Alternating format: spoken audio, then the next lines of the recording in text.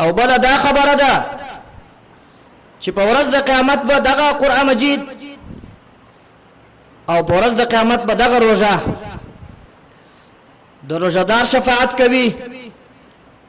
او قرآن مجید به د قرآن مجید د ویونکي شفاعت کوي.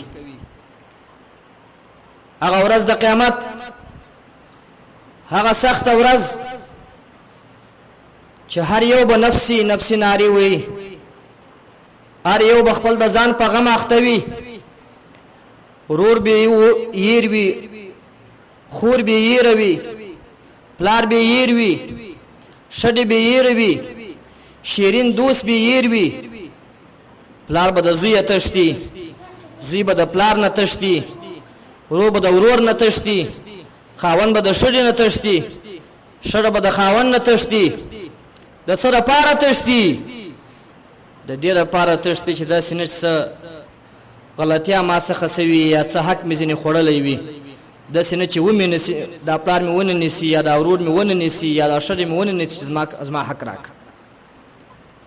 په داسې سختې ورځې کې چې دا شیرین شیرین خلق د انسان نه تشتي، داسې مشفق او مهربان انسانان د انسان نه تشتي، او هلته جهنم ولاړ وي او دا ناری وي چې هل من مزید هل من مزید، او حساب کتاب سخت وي سره، او چې بیا دا حکم هم جاری سي، دا فرمان هم جاری سي، دا دستخط او مهر هم ولګول سي چې پلانکی سړی د پلانکی زوی دا جهنمی د جهنم ته کش کوي. چې کله تا جهنم ته کشوي، جهنم ته دی بیایي او تا باندې ټاپو او مهر هم د جهنم لګول سوی وي چې دا جهنمی دی، دلته چې پارچه کاټ سي بیا تر څو پورې چې په دې دنیا کې رضامندي نه سوي تر هغه پورې به پارچه دغسې برقراره پاتې په حکومت کې، هغه سړی به نیول کېږي، هغه سزا به ورکول کېږي. خو هلته چې پارچه کاټ سي دا سړی جهنمی دی، جهنم ته کش کوي، دا دوزخي دی، دوزخ ته کش کوي، ملائکه دی به ونیسي، چیغې بغارې به ویې،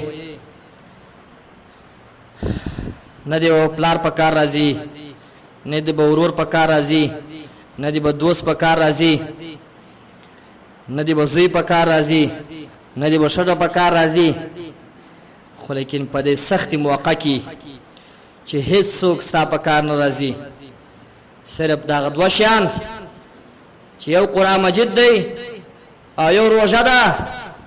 دا به موږ ته په کار راځي چې کله مو جهنم ته کش کی، دغه روژه به الله ته ودرېږي او الله ته به وایي یا الله زما شفاعت قبول که. الله به ورته ووایي څه وایه وایه یا الله دغه سړی چې و جهنم ته کشوي ملایکې دې زی چې کوم ومه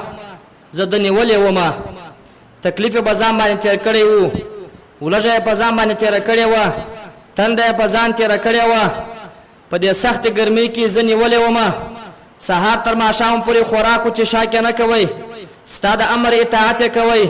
یا الله زما شفاعت قبول که. الله به ورته ووایي چې ځای روژې ستا شفاعت قبول کړ سوی دی،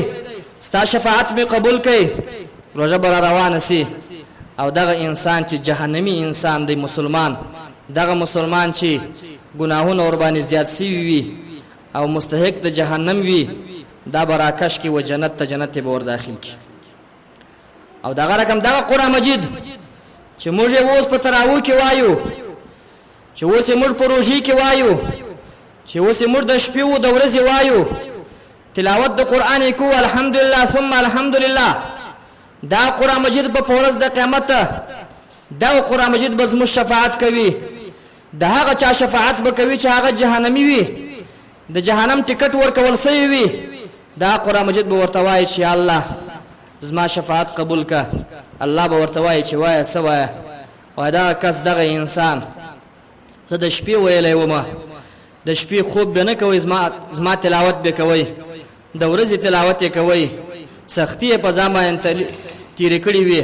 شبګیري یې په ځان باندې تېرې کړې وي، زما سره محبت وو د قرآن سره محبت وو یا الله زما شفاعت قبول کا الله به قرآن مجید ته وایي ستا شفاعت می قبول کړي قرآن مجید براسي دغه انسان چې عذابونه الله ورته مقرر کړی وي چې د ګناهونو زیات شوي وي د په ثوابو باندې دا مسلمان به دغه جهنم مراکشوي دغه ملائکه سنې بر اخلاص کوي او جنت به وای جنت به بیاي او جنت به